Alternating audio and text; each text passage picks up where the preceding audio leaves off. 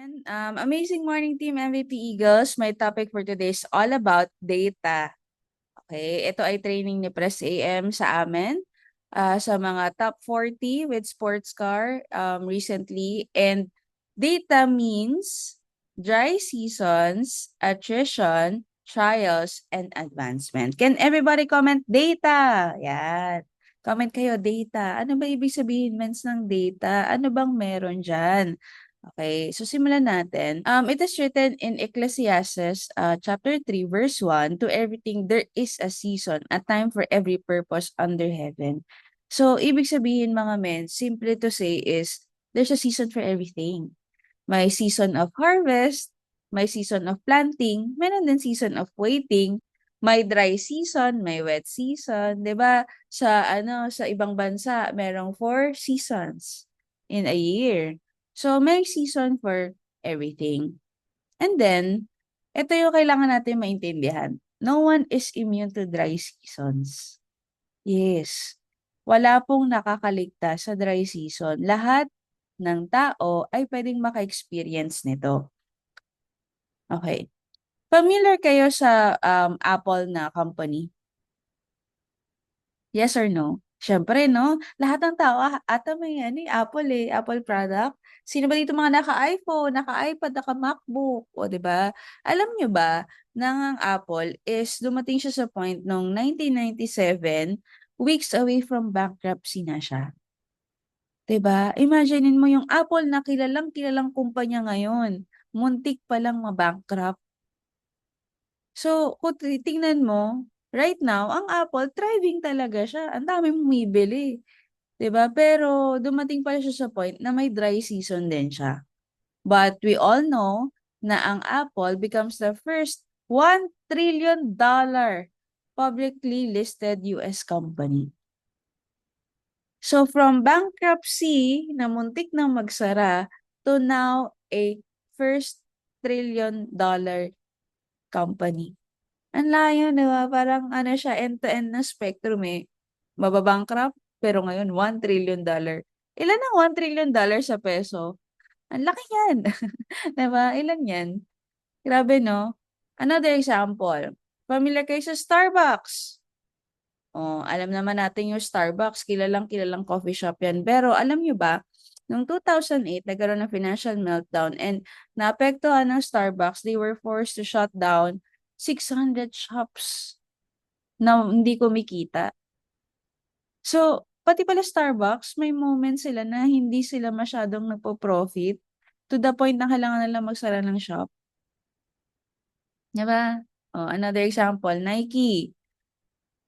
Ang Nike kasi dumating din sa point na muntik na mabankrupt, pero ngayon global icon na siya. 'Di ba? Before nila makuha si Michael Jordan, 'di ba? Almost hindi naman masyadong kilalang brand ng Nike before eh, 'di ba? Pero nung nag-strategize sila, 'di ba? Nakalagay just do it. Tapos kinuha nila si Michael Jordan. Doon nag-boom ulit yung business nila to the point na right now global icon na siya. Yung mga athlete, yung mga artista, gusto nila maging brand endorser na ng Nike. So these companies, we all know, ay kilalang kilala, sikat na sikat, at sobrang laking laking profit na ang kine-create right now. Pero before, dumaan din sila sa dry seasons. 'Di ba? Muntik rin silang magsara, muntik din sila mag-quit, muntik din sila ma-bankrupt. Pero dahil hindi nag-quit, nagtuloy-tuloy, ngayon, global icon na, ngayon, $1 trillion company na. Okay? Familiar po kayo sa story ni Pharaoh? Yung ininterpret ni Joseph yung dreams niya. It is written in Genesis chapter 41. Alam niyo ba na ang panaginip niya is may 7 na mapayat na cow at 7 na matabang cow. So gusto niya pa-interpret, ano ba yung panaginip ko na yon? Ito yung verse. The 7 healthy cows and the 7 healthy head of grain both represent 7 years of prosperity. So ito ito na interpretation ni Joseph. The 7 thin and scrawny cows that wait lang that came up later And the 17 heads of grain, withered by the east wind, represent 7 years of famine. So, nung time pala na yan, ang ibig sabihin ng dream ni Pharaoh is, what? May 7 years of prosperity, pero may 7 years of famine. So, parang season din siya. May season of plenty, may season of konti. Okay. Ngayon, anong gagawin, mga mens? Kung naintindihan natin yung story na to, we have to prepare in abundance. Okay? Now, di ba, we have to understand, ang negosyo natin is may up and down. Do you agree, mga mens? Ito nga sinabi ko sa team eh. Tuwing kailan malakas ang school supplies? Yan. Anong month? Anong buwan? Malakas ang school supplies. Comment kayo. June. Before magpasukan or May. Diba? Kailan malakas ang Christmas decors? Anong buwan? Yung mga Christmas tree, Christmas decors, Christmas gifts, o bare months, or December, pinaka-peak, 'di ba? Oh, kailan malakas yung sales ng mga panlamig kapag winter time? O kailan malakas ang ang sales ng mga bikini pag malapit na mag-summer. So, there's a season for everything. Sa negosyo natin, meron ding ups, meron ding down. Okay? Meron din season na malakas, parang pag-promo. Meron din mga season na hindi ganon kalakas.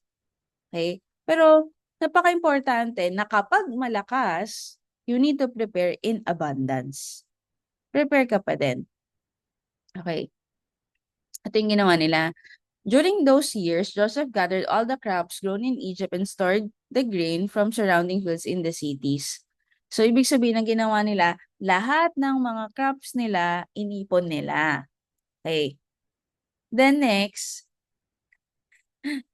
nung time na inipon nila yon, the 7 years of 7 years of prosperity. So, daming harvest. Nung dumating yung 7 years of famine, meron silang nakain. Kaya sa lahat ng area doon, lahat ng location, sila lang yung nag-thrive. Bakit? Kasi nga, sila yung nag-prepare nung sila ay abundant. So, ang learning natin dito mga mens, kailangan kapag ka malakas yung income mo, hindi ka ubos biyaya. Are you learning mga mens? Kapag for example, nag-transfer ka, nag-give me 5 ka, ka talaga 6 digits ka, huwag kayong one day millionaire na parang wala nang bukas. Kailangan 'di ba? Magtabi for the rainy days. Just like eto. Lazy people should learn a lesson from the way ants live. Familiar kayo sa sa mga langgam. Ito yung story ng langgam. They have no leader, no chief or ruler, but they store up their food during the summer, getting ready for the winter. Ano bang ginagawa kapag summer? Naglalamyar na nagbi-beach, nagaganito, nagbabakasyon, etc. Pero ang mga ants, ang ginagawa nila, nagagather up sila ng food. Ito nakalagay. But while he sleeps, poverty will attack him like an armed robber. Kapag hindi ka kasi nag-prepare, 'di ba? At lazy ka, 'di ba? Nakalagay lazy man 'di ba? Pagdating ng winter, magugutom talaga. Magugutom ka talaga. 'Di ba parang yung grasshopper, alam niyo yan eh. 'Di ba bedtime story sa atin yan nung bata tayo. Yung ant, kapag ka summer, nag-iimpok ng pagkain. Yung grasshopper, nag-relax, nag-chillax. Pagdating naman ng tag-ulan, 'di ba, yung mga ants sa loob na ng bahay, kumakain na ng mga na-harvest sila.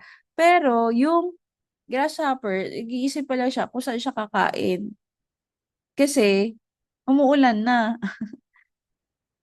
So, we need to really prepare. Yeah, we have to understand our business so that we can prepare in abundance. Okay? Now, Emens, naka-experience na tayo ng dry season. Ano dapat yung attitude natin? Ano dapat yung mindset natin? When we are experiencing dry seasons in life, which is inevitable, ibig sabihin, hindi mo yan mapipigilan, pero hindi mo yan makokontrol, pero makokontrol mo yung emotions mo. Ano nakalagay sa Bible? Stay joyful and faithful. Diba? Sa Habakkuk, even though the fig trees have no fruit and no grapes grow on the vines, even though the olive crops fails and the field produce no grain, even though the sheep all die and the cattle stalls are empty, I will still be joyful in that because the Lord God is my Savior. So kahit wala ka na, baon ka pa sa utang. Kahit ang hirap magpasko, di ba? O kung ano man ang na-experience mo. Anong nakalagay sa Bible? I will still be joyful in God because the Lord is my Savior. Naniniwala ka ba that God will never leave you nor forsake you? Ako kasi I truly believe in that. God will never leave us nor forsake us. Hindi niya tayo iiwan. He is our Savior. Sa dami ng problema na pinagdaanan natin sa life, we are still alive and we have to be grateful for that na buhay pa rin tayo, may nakakain pa rin tayo. Yes, nahihirapan tayo minsan, pero at the end of the day, God always saves us. Do you agree? The Lord is my Savior, kaya dapat hindi tayo mag-worry about life. And I always believe that God will provide. Amen ba mga mens? Hindi ka na niya iiwan, hindi ka pa niya papabayaan. He will still provide for you. All we have to do is stretch our faith by being joyful and faithful. Ngayon, aside from that, we need to stay rooted in God's word. Ay, wait lang. I-mute natin. Mute. Okay. Diba? Always be, what? Stay rooted in God's word. But those who delight is in the law of the Lord, who meditates on His law day and night. Yun dapat yung kailangan natin gawin. Meditate on it day and night. That person is like a tree planted by streams of water, which yields its fruit in season and whose leaves does not wither. Whatever they do prospers. Kung gusto pala natin maging prosperous, 'di ba? Gusto natin maging prosperous ang buhay natin. Ano kailangan natin? We need to meditate on God's law day and night, which is the Bible. We need to read the Bible every day. We need to stay rooted in God's word kasi sa totoo lang, yan yung makakapagpayabong sa atin. Yan yung magkakaroon ka ng peace. Meron bang naka-experience nun? Yung kapag meron ka mga challenges in life, ang ginagawa mo is to talk to the Lord or read the Bible. Meron bang ganun? Actually, di ba, for example, may mga moments na hindi ka okay. Instead of rooting for other people to appease you or like, ikalma ka, 'di ba? Instead of looking for other people or other like gadgets or other platform na makapagpa-okay sa'yo, alam niyo ba, yung pinaka-first, actually hindi nga mentor yung una mo kausapin. Ang pinakauna mo kakausapin is yung grand mentor natin. Which is sino? Si Lord. Pag you don't feel okay, the first person that you will talk to is God. Yun yung first. Yung grand mentor muna. Okay, yung grand mentor natin si Lord. Then after that, bibigyan ka naman yun ng wisdom. If you need to talk to your mentor, that's a second, your mentor or your family. 'Di ba? Pero number one, si Lord muna. Okay? Are you learning, mga men? So if we are experiencing the right season, ano yung mga kailangan gawin? Number one, you need to stay joyful and stay faithful. Dapat happy ka pa din. Dapat faithful ka pa din. Number two, stay rooted in God's word. Always read the Bible and connect to the source. Okay? Are you learning, mga mens? Second tayo. Can everybody comment? Attrition. Ayan. Sino ba dito naka-experience ng attrition? Yung binibuild mo na downline, akala mo yun na, tapos nag-quit pa. O kaya yung mga pay-ins mo, hindi lahat nag-activate, 'di ba? O kaya yung team mo numipis. So, attrition. Even the strongest leader experience it. Lahat ng tao po, even yung pinakamagagaling, pinakamalalakas na leaders, na-experience sila yung attrition. No? Ito, sino ba yung greatest leader of all time? Diba? Greatest leader, pinakamaraming followers, si Jesus Christ. Alam niyo ba, na siya din, experience niya. It's written in John chapter 6, verse 66. From this time, many of his disciples turned back and no longer followed him. Si Jesus na nakapagpabuhay niya ng patay, 'di ba, nakapagpagaling ng mga sakit, nakapagpakita ng bulag, lahat na, ang daming milagrong ginawa, 'di ba? Pero ang nangyari pa rin, yung disciples nag-turn back at hindi na siya finalo. Ikaw pa kaya na hindi nakabuhay ng patay? Tayo pa kaya na hindi nakagawa ng milagro, maka-experience ng attrition? All the more, 'di ba? So it is normal. Ngayon, when people leave, leadership is tested. Ulitin ko, when people leave, leadership is tested. Pero losing people doesn't mean losing your calling. Kapag nawawala yung mga tao, yung leadership mo natetest. Ano ka ba? Quitter ka ba? Pagka nahirapan ka, quit ka agad? O leader ka, nag-iisip ka ng ways on how to keep your team. Nag-iisip ka ng ways on how to activate your team. Magkaiba yan eh.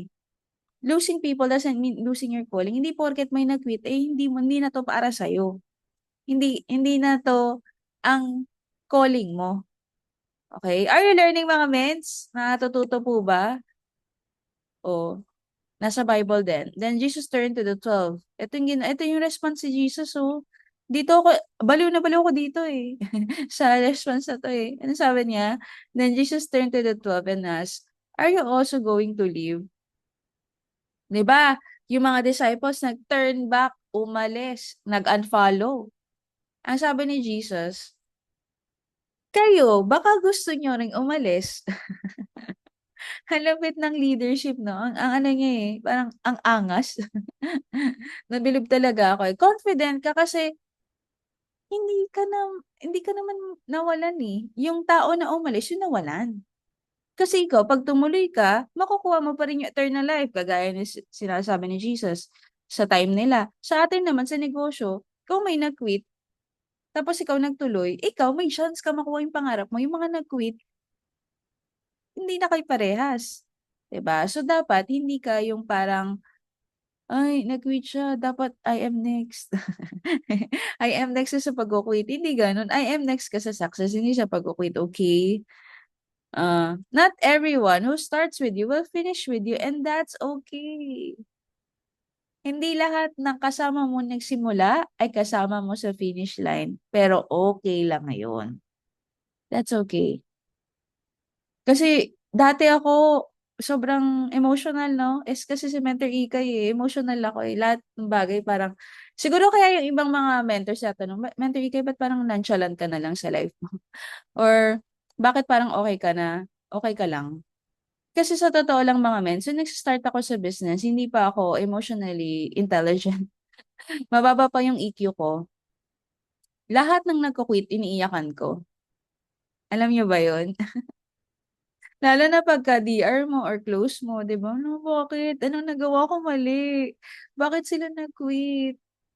Alam mo yung parang ano, laging kasalanan ko 'pag nag-quit yung mga tao. So, I find it very heavy in my heart na lahat ng sisi sinisisi ko sa sarili ko. Bakit hindi maging successful ang isang tao? Ba't hindi siya nagtuloy, et cetera, et cetera. But I realize na eto, not everyone who starts with you will finish with you. Pero okay lang yun. Kasi you don't have to carry the burden of guilt, lalo na if binigay mo naman yung best mo para sa tao na yun. If hindi talaga pa niya itutuloy yung negosyo, that's okay. Hindi mo kasalanan yon. Hindi mo control yung desisyon ng mga tao. Ang importante, ikaw. Nandito ka pa din. Tinutuloy mo pa din yung pangarap mo. Kasi, ang goal mo na lang, ang naging shift ko doon sa mindset ko, kailangan ko na lang maging successful para makita nila na totoong possible. Kasi kung mangyari sa akin, maging successful ako, may inspire sila na, tama pala talaga yung daan na yan. Kailangan ko lang mag-push through. Now, if hindi sila bumalik, it's okay. Pag bumalik sila, that's good. Pero, hindi mo na kailangan lagyan ng emotion lahat ng bagay. Okay? Kasi we need to master our emotions. Well, may emotions pa din don't get me wrong. Hindi naman yung wala ka ng emosyon.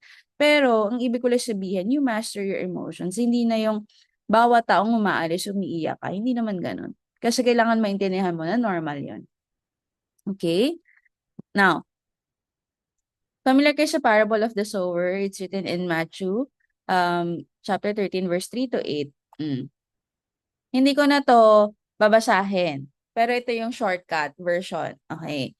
Yung farmer, nagtanim siya, nagsaboy siya ng seed. Yung una na batch, dumating yung mga ibon, kinain. So, yung first batch ng seeds, kinain ng ibon. Pangalawa, ano nangyari sa ibon? Ano nangyari sa seed? Sinaboy niya, napunta sa rocky ground. Ano naman nangyari sa rocky ground? Medyo may umusbong ng konti, pero dahil mababa yung foundation, nag-wither din, namatay din. Yung pangatlo naman na batch, napunta sa thorny weeds. Nag-grow, pero sinakal ng thorny weeds, tapos namatay. Pero yung pang-apat na batch, napunta sa good soil or good ground. Tapos yumabong siya. Then some plants made 100 times more grain, 60 times more, and others 30 times more. So, yan yung parable of the sower. Ngayon, na-experience mo na ba sa buhay mo na nag-invite ka tapos hindi pumunta?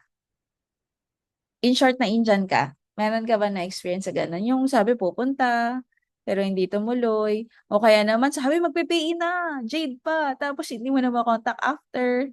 O, ang representation nun, mga mens, kinain ng ibon. Pag meron kang kunwari, nag-usap tayo na, o, nasa na yung invite mo? Mens, kinain ng ibon. Ibig sabihin, wala na siya, di na siya tumuloy. Kinain ng ibon eh. O kaya naman, na-experience niyo ba na meron kayong nag-pay na, tapos na-manual mo na, kaso nga lang after that, hindi na masyado nagpakita. Nag-quit na agad. Na-experience niyo yun? O baka natanim sa rocky ground. 'Di ba? Kumbaga, nandyan na, natanim na, kaso nga lang, mababaw yung foundation, rocky eh, wala masyadong soil, hindi nag-grow. O pwedeng kulang tayo sa mentoring, hindi natin nailipat. So that mindset mo na, that mailipat ko to sa good soil eh. Medyo rocky pa to eh. So that ma-expose mo sa mga mentors, ma-mentoring mo talaga, 'di ba? Ma-build up mo talaga yung reason why kailangan niya gawin yung business. Mm. Have you ever experienced na may leader na, lagi mo nang kasama. Pero, nabulungan, nakabasa ng mga negative post.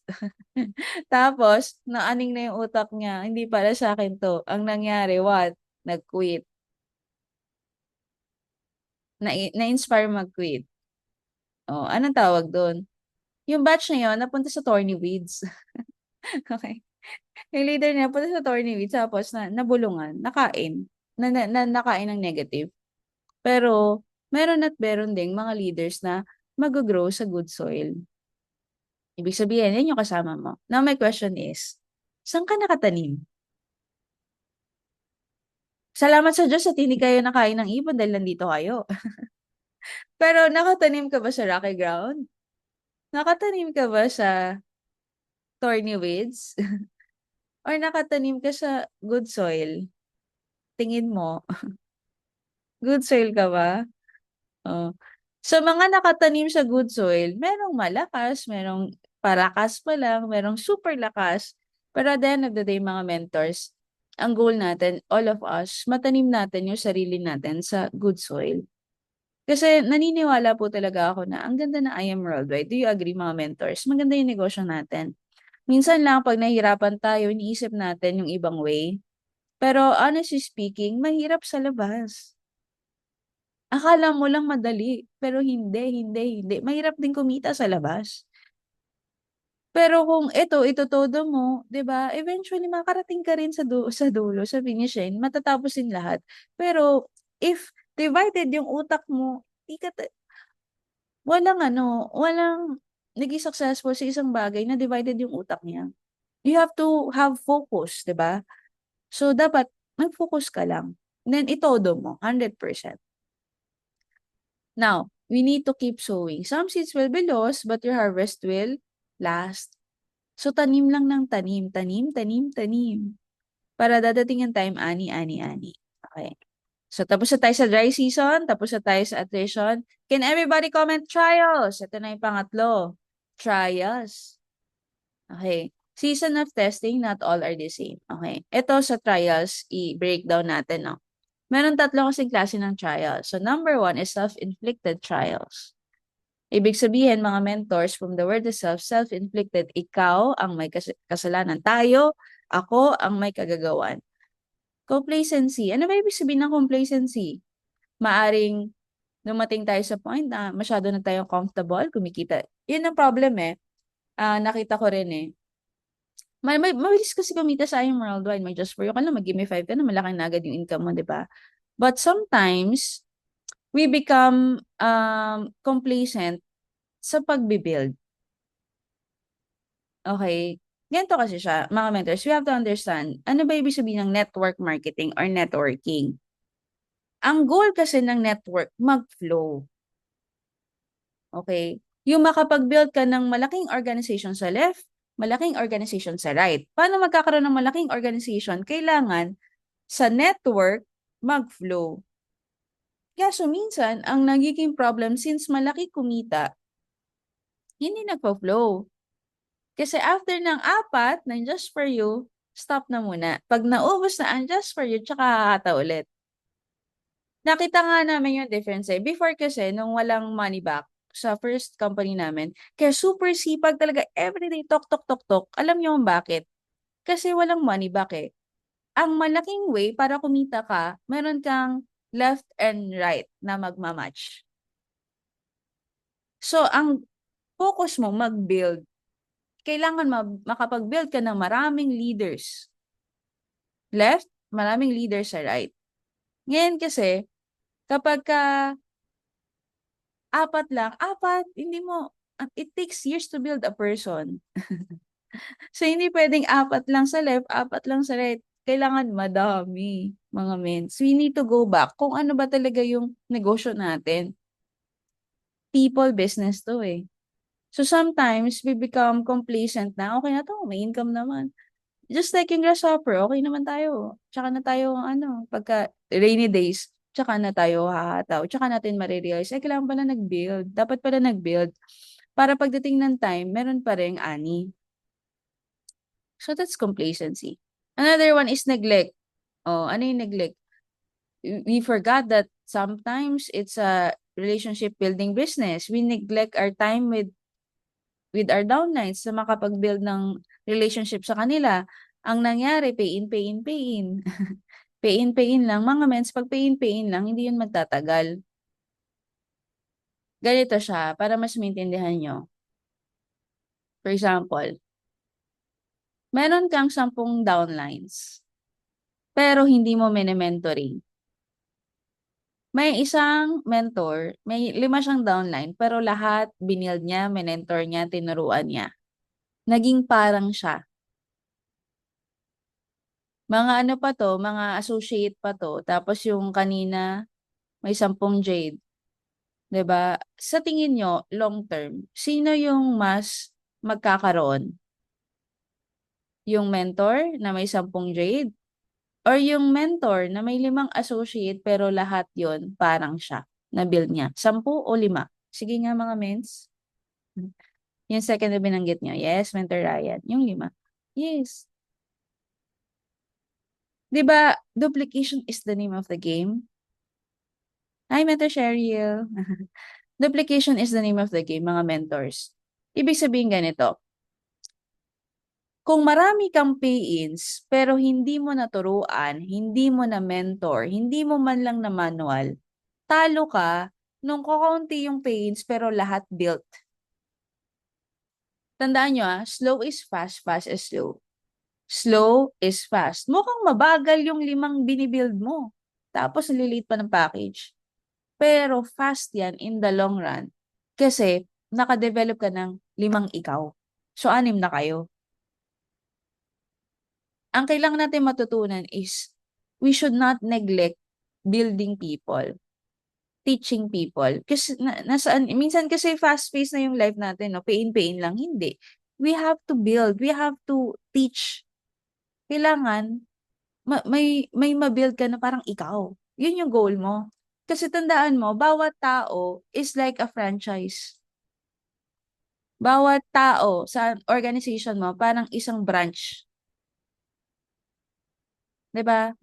So, kung ganun ka mag-isip, bawat tao isang branch, kailangan maayos mo isang branch mo na yan. Or sometimes, we neglect that. Number three, mismanagement. For example, mismanage mo ang money. 'Di ba? Kapag malaki yung income, one day millionaire, shock, ubos lahat. Pag ubos na, mens, quit na ako, wala na akong money. Mm. Mismanagement. Kaya we really have to learn. We are negosyantes eh. We are business owners eh. Kailangan marunong ka sa cash flow. 'Di ba? Otherwise, mahirapan tayo sa buhay forever and ever. So we have to learn to manage. And then pride. Another reason ko ba't nagkakaroon ng trials. Malaki ang ulo. Yung naging successful ka lang, lumaki na yung ulo mo. 'Di ba? Ma-pride ka na. So dapat tatanggalin natin 'yun mga mens kasi tandaan natin na ito pride comes before destruction and an arrogant spirit before a fall. Nasa Bible nasa Proverbs, bago ma-destroy, magkaroon ng destruction, nagka-pride muna. 'Di ba? Mateo chapter 23 verse 12, ang sino mang magtataas ng kanyang sarili ay ibababa at sino mang magpapakumbaba sa kanyang sarili ay itataas. So, ang nagmamataas, ibababa. Ang nagpapakumbaba, itataas. Ano mas gusto mo? 'Di ba? Magpakumbaba na lang tayo. Let other people lift us up. O let Lord lift us up. Kesa tayo yung magbubuhat ng sarili nating bangko, 'di ba? Mm. Alam niyo ba yung story ni King Nebuchadnezzar? Alam niyo, before siya maging king, close sila ni Lord. Ayun, sabi niya, now I, Nebuchadnezzar, praise and exalt and glorify the King of heaven, because everything he does is right and all his ways are just, and those who walk in pride, he is able to humble. Ang nangyari kasi sa kanya, ano siya, nung naging king na siya, di ba, tinulungan siya ni Lord maging king. Tapos nung naging king na siya, nakalimutan niya na si Lord. Nagkaroon na siya ng pride. So, ang nangyari, binaliw siya. Naging baliw siya. To the point na kumakain na siya ng grass. Ganong level ng pagkabaliw. So, dahil nabaliw siya, nawala sa kanya lahat. Yung kapag nagkaroon ka ng pride, pwedeng tanggalin sa'yo ni Lord lahat. Kaya ingatan natin yung puso natin, mga mens. Kasi yayaman ka dito eh. Magiging successful ka dito. Ayaw natin na kapag nandun ka na sa taas, mawala ka pa dahil sa pride. 'Di ba? May nakalagay, kaya ngayon, akong si Nebuchadnezzar ay pinupuri at pinararangalan ang hari ng langit dahil matuwid at tama ang lahat niyang ginagawa at ibinabaksak niya ang mga mapagmataas. Si Lord ang magbabaksak. 'Di ba? Okay, ano yung first kind of trial? Self-inflicted dahil sa kagagawa natin. Meron naman, tinatawag pangalawa, God-allowed trials. So, ano yung God-allowed trials? Familiar kayo sa story ni Job? Si Job, pwede niyo basahin yan sa Job 1 verse 1 to 3, no? Ito siya good and honest man, respected God and refused to do evil. So talagang mabuting tao si Job. Has 7 sons and 3 daughters, in short, 10. He owned 7,000 sheep, 3,000 camels, 1,000 oxen, 500 female donkeys. He had many servants. He was the richest man in the East. Pinakamayaman. Siya yun. Pero, one time, eto na, mahaba to mga mens, pero i-shortcut ko na lang sa inyo. Nasa Bible to.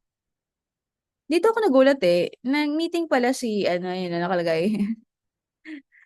The, nag-meeting sila. Si Satan came with them. Where have you come from? Ayun, sabi nakalagay The Lord asked Satan. Nag-usap pala sila. Sabi niya, I've been patrolling the earth, watching everything that's going on. Sabi niya, nakita mo ba si Job? Yung finest man in all the earth? Blameless and complete with complete integrity. Kasi mabait yung ano na yun eh. Yung anak ko na yun eh. Sabi niya, si Job. May reason naman yan para i-fear ka eh. Kasi may protection yan. Saka may bahay, may properties, mayaman yan. Siyempre, i-glorify ka niyan. Ang sabi ni Job, sabi ni Satan, tanggalin mo lahat ng meron siya. Sigurado ako i-curse ka niya. Ngayon, sabi ni Lord, okay, sige, you may test him. Do whatever you want with everything he possesses, but do not harm him physically. Ayan yun yung kasunduan nila. Sige, i-test mo. Pero wag mong sasaktan. So, di ba from the word itself, God allowed trials. Ibig sabihin, pinahintulutan ni Lord na magka-trial si Job. No, very clear. So, isang araw, na magkakasama yung anak niya sa bahay ng brother niya, may dumating sa bahay ni Job at may news na dumating. Sabi niya, yung oxen mo and donkeys mo, alam mo ginawa, ninakaw at pinatay lahat ng mga tao doon. Ako lang ang nabuhay para sabihin sa'yo.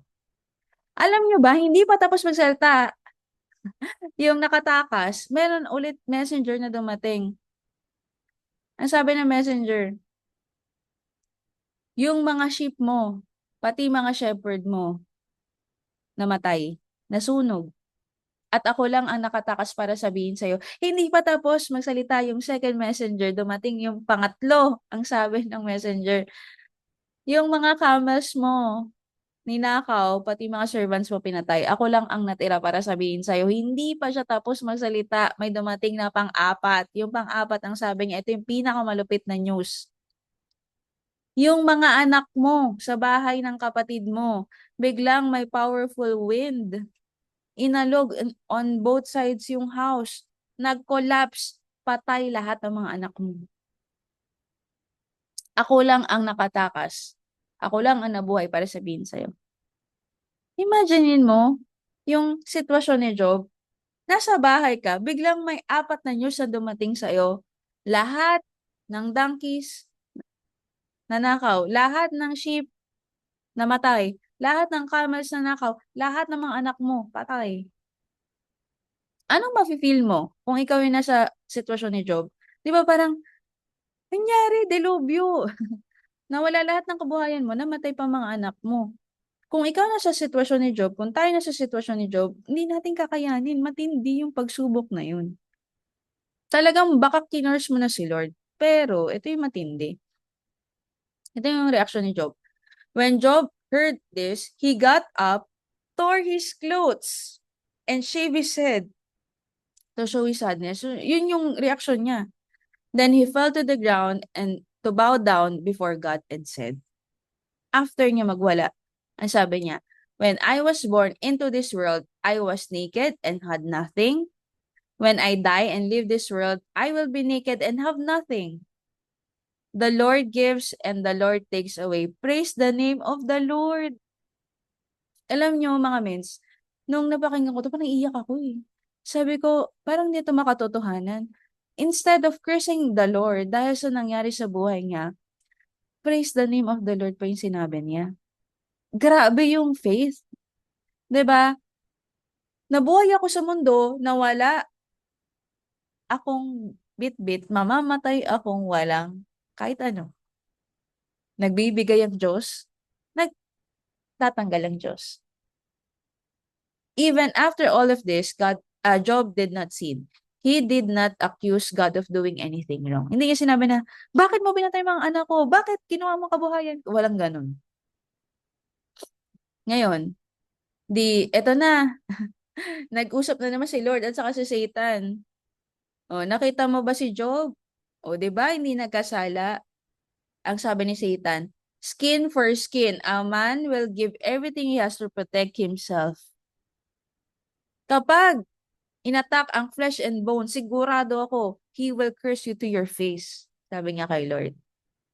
Eto na naman, God allowed trials. Sabi ni Lord, all right, Job is in your hands, but you are not allowed to kill him. Kanina, di ba? Sige, pero wag mong saktan. Ngayon, sige, pero wag mong patayin. So, pumunta na si Satan doon. Alam mo yung ginawa ni Satan? Mm. Binigyan niya si Job ng painful sores all over his body from the bottom of his feet to the top of his head. Nagkaroon siya ng parang ketong na, no? Marami siyang, may ano na siya, skin disease. To the point na umiiyak siya na ang ginagamit niya na pang scrape ng sores niya, broken pottery. Alam mo sabi ng asawa niya, "Are you still holding on to your faith? Why don't you just curse God and die?" Imaginein mo, yung asawa mo na lang yung meron ka, yan pa yung sinabi sa'yo. Bakit hindi mo na lang talikuran yung Diyos mo at mamatay ka na rin? Alam mong sagot ni Job, "You sound like one of those fools on the street corner. How can we accept all the good things that God gives us and not accept the problems?" Eh, ano talaga yun, oh, mapapaisip ka, ha? After all of these things, nagkasakit na siya, tinanggal na lahat sa kanya. 'Di ba? Pero ang sagot pa rin niya, ano, para kang yung mga fool diyan sa kanto.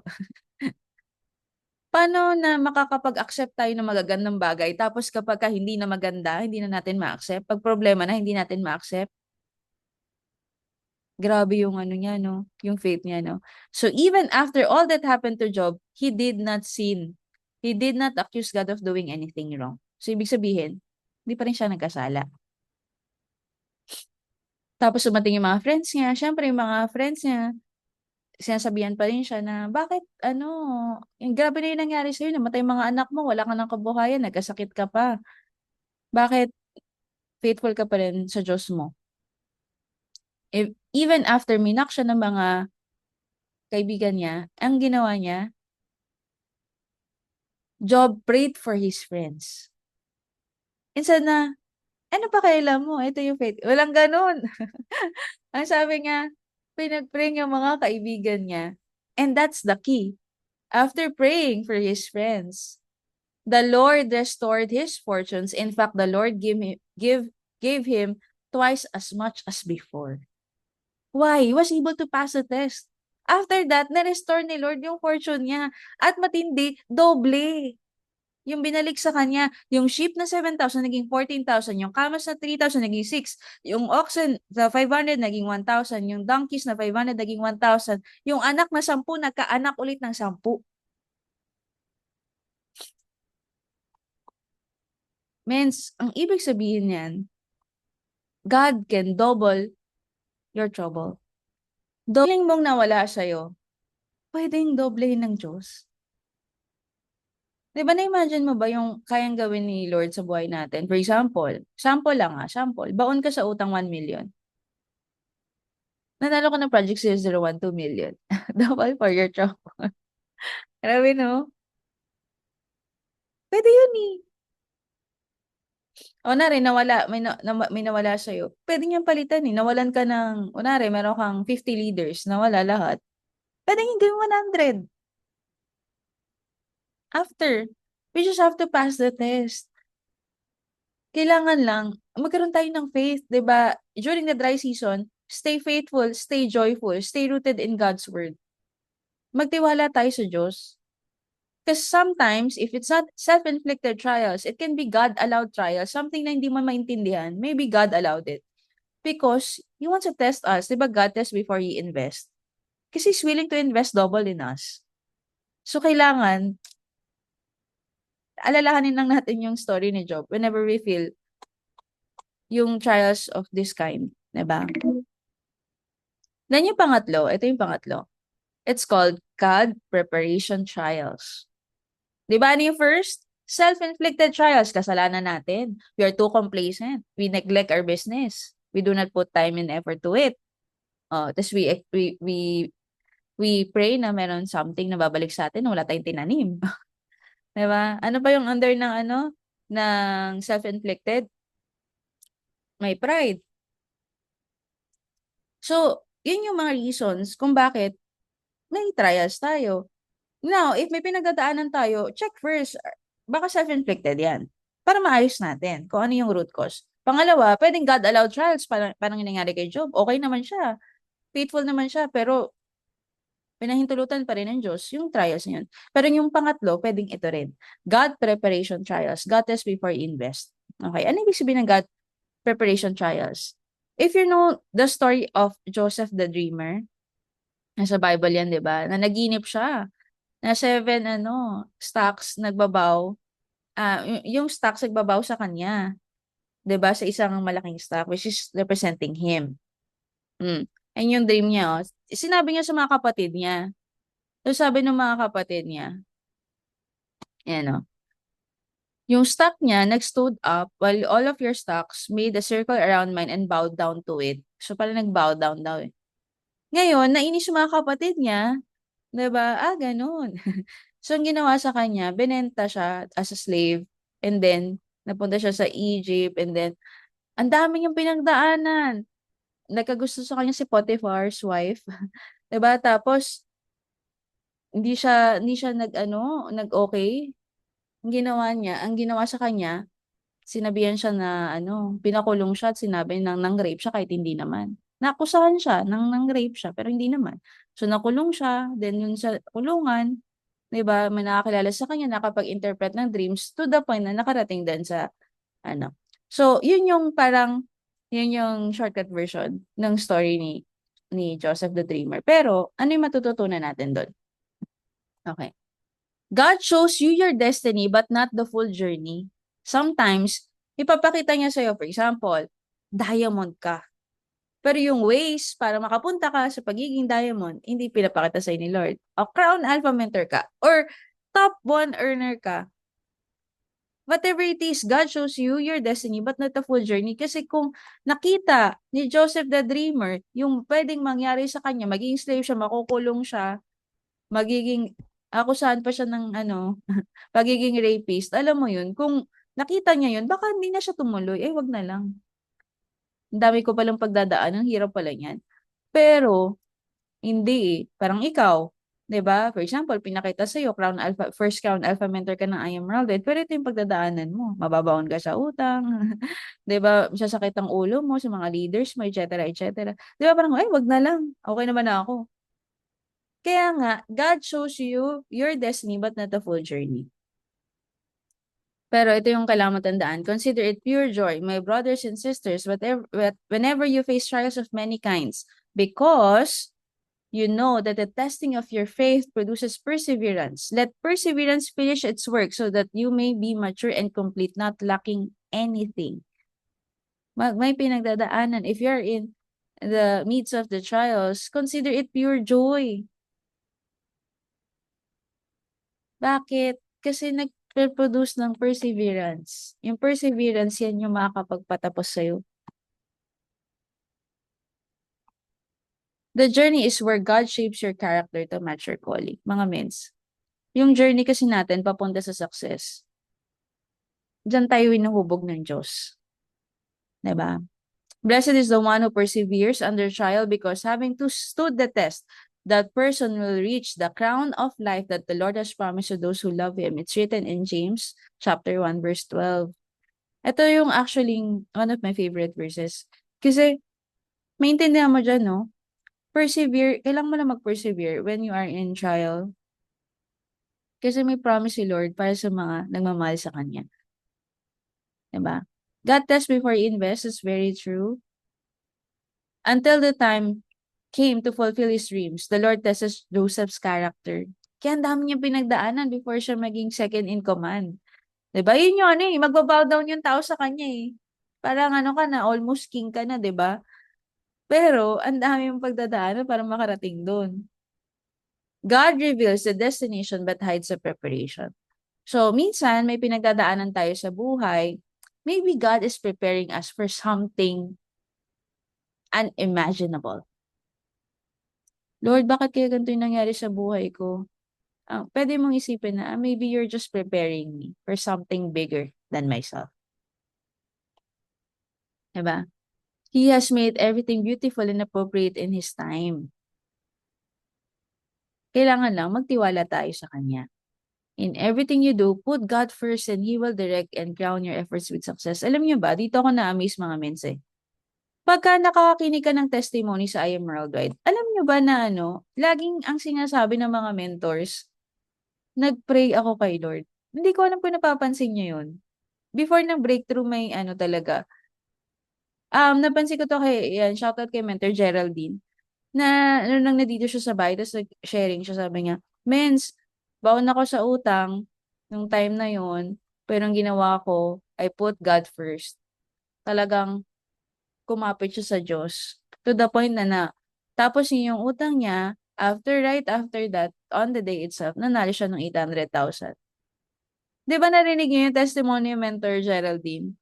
Inuna niya ang Diyos and then ang galing nga, eh, na-amaze talaga ako, eh. Ang dami, consistent yun, eh. Si Mentor Jobert kung napakinggan niyo yung ano, yung Eagles Habit last time, nasa brink na rin siya ng paggi-give up. Pero wala naman sa isip niya mag-give up, pero siyempre 'pag nahihirapan ka 'di ba naman naiisip. Nag-pray lang din siya kay Lord ng breakthrough. Eh, ngayon, have you seen yung top earners ng Iron Worldwide mga mains? Top 1 si Mentor Ben, top 2 si Mentor Jobert. First ever in the history of I Am Worldwide na may nakatalo sa top 1. First ever. For the longest time na streak ng top 1, may nakatalo.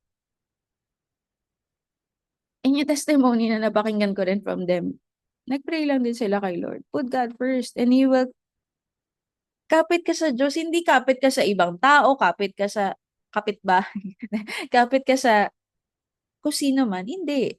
Kapit ka sa Diyos muna, number 1. Kasi siya na magre-reward sa atin, eh. Siya naman yung magka-crown ng efforts with success, eh. 'Di ba? Hmm. God is preparing you for what He has already prepared for you. Ang sweet naman ni Lord. May naka-prepare na for each and every one of us. Ready na yung regalo. Ready na yung kotse mo, eh. Nandiyan na ang susi. Ready na yung house and lot na pangarap mo sa pamilya mo. Ready na yung million savings mo sa bank. Ready na yung million e-wallet mo.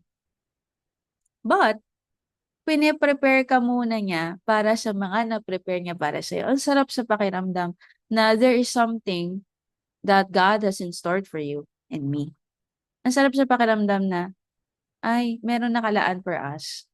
Kailangan lang natin malagpasan yung God preparation trials in order for us to experience that gift from the Lord. Okay. Ito yung nakalaan for us, oh, mga mens. No one has ever seen this and no one has ever heard about it. In other version, no eye has seen, no ears have heard what God has prepared for those who love Him. Wala pang nakakita, wala pang nakarinig ng kayang gawin ng Diyos para sa'yo. Diba? Yan. Ito na yung pang last. Can everybody comment advancement? Ito na. Data ha. Data. Dry season, attrition, trials, and then pang-apat is advancement. Can everybody comment advancement? So itong pang-apat is what we call advancement to abundance. Okay. Like Joseph, God may show you the throne room, but not the prison cell. Di ba nakulong siya? The honor, but not the hardship. Because the journey is what shapes you to carry your destiny. Kaya pinakita niya yung panaginip na nagiging king, second in command. Pero hindi niya pinakita na makukulong ka before mangyari yun. Alam mo yung ganon? Yung ganong feeling. Kasi yung journey na yun, yung mag-shape sa atin. Oh, nakalagay sa Bible, diba? Do you see a man who excels in his work? He will stand before kings. He will not stand before unknown men. Ibig sabihin, kapag in-advance ka ni Lord, iba ang mga taong pwede mong ma-meet. Yung mga kilala talaga. Diba? Malay mo magkaroon ka ng connection na matindi dahil sa pagbibuild mo. Diba? Your gift or skill sets opens a gate but your character helps you stay great. Very important to mga mens. Gusto ko na maintindihan natin to. Yes, yung galing natin sa pagtotalk, pagko-closing, pag-mentoring, etc., it can open the gate. Pero the character, your character will help you stay great. Kasi some people fail on this eh. Alam mo yung magaling siya, pero yung character, rotten. Hindi siya magtatagal eh. Hindi masusustain. He who walks in integrity and with moral character walks securely, but he who takes crooked way will be discovered and punished. So the key word here is integrity. So the goal is to do good. May nakatingin o walang nakatingin. Protect your integrity kasi isa lang yan eh. Isa lang pangalan natin eh. So goal natin is ma-preserve natin yan. Okay? For promotion and power come from nowhere on earth but only from God. Ibig sabihin, si Lord nagpo-promote, siya rin ang nagtatanggal. Pwede kanyang itaas. Pero kapag yung character mo, hindi siya na-develop, 'di ba, naging rotten siya, pwede niya ring tanggalin yan sa atin. Kaya nga we have to be careful. 'Di ba? He controls the course of world events. He removes kings and set up other kings. Pwede kanyang gawing tapon, pwede kanyang ang galing dyan. Pwede kanyang gawing, alam mo yun, mataas, pero pwede ka rin yung ibaba. Kaya dapat, ayusin natin. Humble yourselves before the Lord and He will lift you up. Kung ang pinakamatututunan natin dito mga mens, ibigay mo lang lahat sa Diyos. Kasi siya ang bahala sa'yo. Diba? Siya ang mag-aangat sa'yo. Ito yung kaduktong ni King Nebuchadnezzar. Diba? Nabaliw siya. To the point na kumakain na ng grass. Tapos, nagsisi siya. Bumalik yung kanyang sanity. Sabi, my sanity returned and I praise and worship the Most High and honored the one who lives forever. His rule is everlasting and His kingdom is eternal. Natauhan na siya eh. Ay, hindi ako ang magaling. Si Lord ang magaling. Kaya, bumalik na yung sanity niya. Ang nangyari, when my sanity returned to me, so did my honor and glory and kingdom. Okay. I will increase the number of people and animals living on you, and they will be fruitful and become numerous. I will settle people on you as in the past and will make you prosper more than before. So, anong nangyari in short? Nag-double your trouble din si King Nebuchadnezzar. Nag-double din. Dumami pa lalo, nag-increase pa lalo yung kanyang nasasakupan. The Lord is our protector and our glorious King. He blesses us with kindness and honor. The Lord freely gives every good thing to those who do what is right. So we need to do what is right all the time.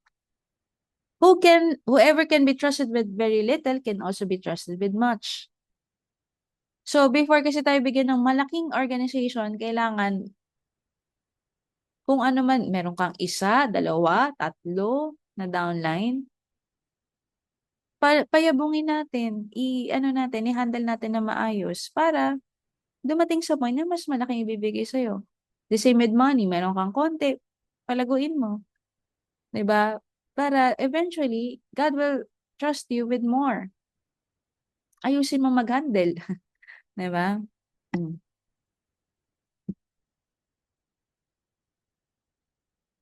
May natutunan po ba mga mentors?